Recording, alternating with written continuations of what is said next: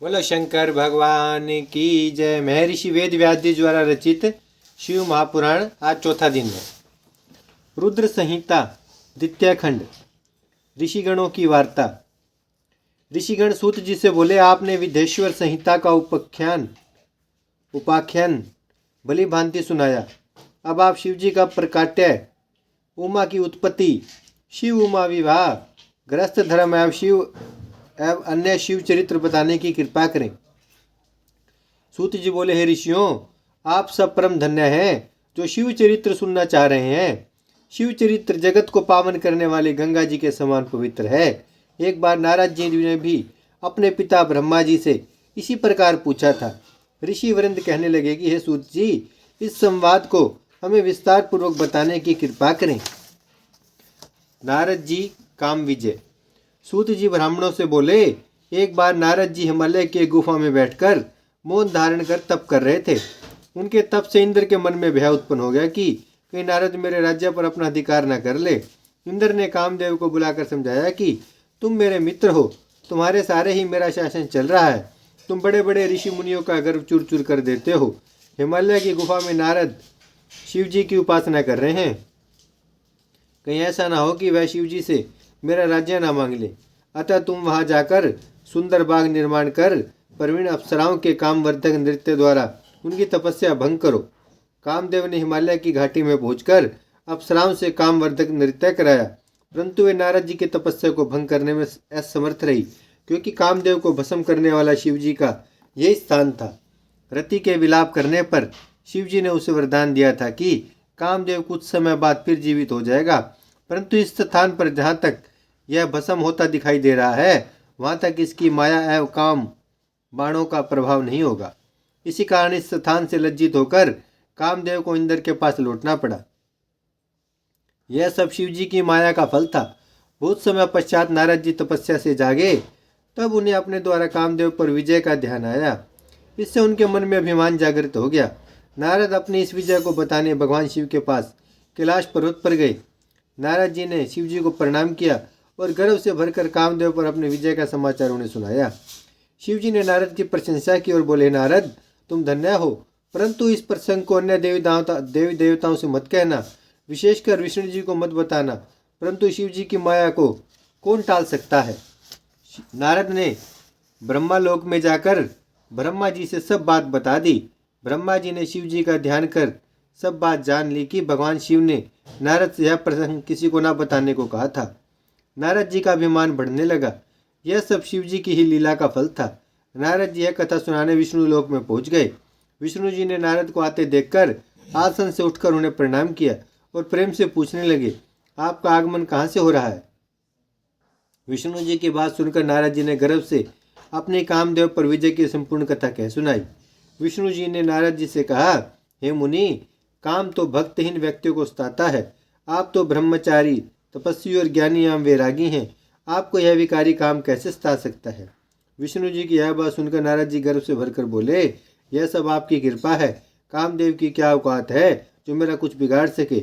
इतना कहकर नारद जी विष्णु लोक से चल दिए। नारद जी का अभिमान भंग। नारद जी के चले जाने पर भगवान विष्णु ने अपनी अद्भुत माया रची। नारद जी के चले जाने पर भगवान विष्णु ने अपनी अद्भुत माया रची। नारद जी के रास्ते में एक नगर का निर्माण कराया। उसके राजा का नाम शील निधि रखा। उसकी एक सुंदर गुणशील पुत्री थी। उसी दिन उस कन्या का स्वयंवर हो रहा था। उसमें अनेक प्रदेशों के राजा व राजकुमार आए हुए थे। नारद जी नगर की शोभा को देखकर मोहित हो गए। नारद जी भी उस सभा में पहुंचे। राजा ने उठकर उनका स्वागत किया और उनकी पूजा की। राजा ने अपनी कन्या को बुलाकर उनके चरणों में उपस्थित किया। राजा ने नारद जी से पूछा, महाराज, आप जो त्रिकालज्ञ ज्योतिषी हैं, इसको कैसा वर मिलेगा। नारद जी उसके सौंदर्य को देखकर उस पर मोहित हो गए। वे बोले, राजन, तुम्हारी कन्या को साक्षात भगवान लक्ष्मी स्वरूपा है। इसको त्रिलोकी का स्वामी शिव जी के समान वीर यशस्वी पति प्राप्त होगा। इतना कहकर नारद जी वहां से चल दिए।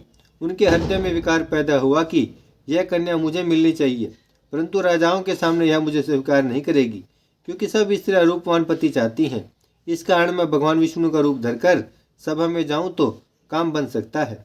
ऐसा सोचकर नारद जी भगवान विष्णु के पास पुन गए। उन्होंने भगवान विष्णु को नमस्कार करके शील निधि की कन्या के बारे में बताया। मैं उसे पाने की इच्छा से आपके पास आया हूँ, आप मुझे अपना रूप प्रदान करने की कृपा करें।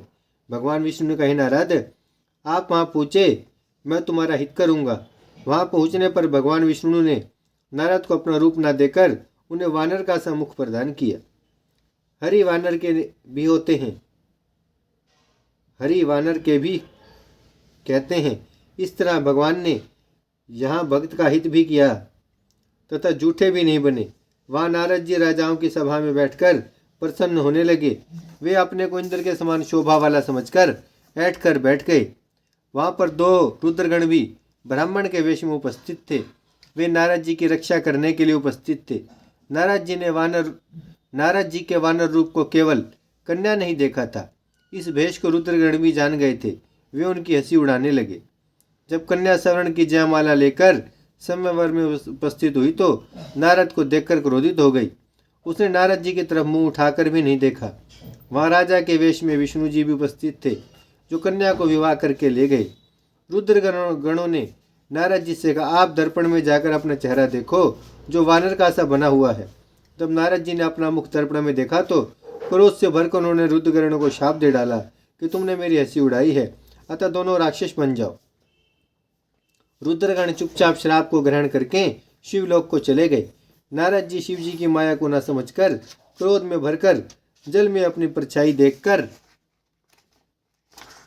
विष्णु जी के पास गए और क्रोध से भरकर बोले, तुम दुष्ट, कपटी और मलिन मन वाले हो, तुम दूसरों को सुखी होता नहीं देख सकते, तुम पूरे मायावी हो। तभी तो तुमने मोहनी रूप रखकर दैत्य को अमृत पिलाया और कलश छीन लिया था। तुमने मुझे स्त्री क्लेश से दुखित किया है और सव्य कपट रूप पूर्वक राजा का रूप धारण कर लिया, अतः तुम मनुष्य रूप में राजा बनकर स्त्री क्लेश से दुखी होगे। तुमने मेरा वानर का मुख किया है, अतः वानर ही तुम्हारी सहायता करेंगे। विष्णु भगवान ने शिव जी की कृपा से यह श्राप स्वीकार कर लिया। जब शिव जी की माया का पर्दा हटा तो विष्णु जी के साथ जो कन्या थी वह अदृश्य हो गई। नारद एवं विष्णु जी अपने असली रूप में परिणित हो गए। अब नारद जी को ज्ञान हुआ तो वे पश्चाताप करने लगे और भगवान विष्णु के चरणों में गिरकर क्षमा मांगने लगे। भगवान विष्णु ने नारद जी को उठाकर प्रेम पूर्वक हृदय से लगा लिया और बोले, हे नारद, तुम चिंता ना करो, तुम्हें अभिमान ने घेर लिया था, तुमने शिव जी की आज्ञा का पालन नहीं किया था, यह उसी का फल है, यह सब शिव जी की इच्छा का फल है। अब तुम शिव जी के 100 नामों का प्रेम से जाप करो, इससे तुम्हारे सभी पाप समाप्त हो जाएंगे। बोलो शंकर भगवान की जय। भजमन नारायण नारायण नारायण, श्रीमन नारायण नारायण नारायण, लक्ष्मी नारायण नारायण नारायण, सत्य नारायण नारायण नारायण, भजमन नारायण श्रीमन नारायण, लक्ष्मी नारायण सत्यनारायण, भजमन नारायण नारायण नारायण। भागवत महापुराण की जय, शिव महापुराण की जय, गंगा मैया की जय, गीता माता की जय, धरती माता की जय, शिव परिवार की जय। हर हर महादेव, हर हर महादेव, हर हर महादेव।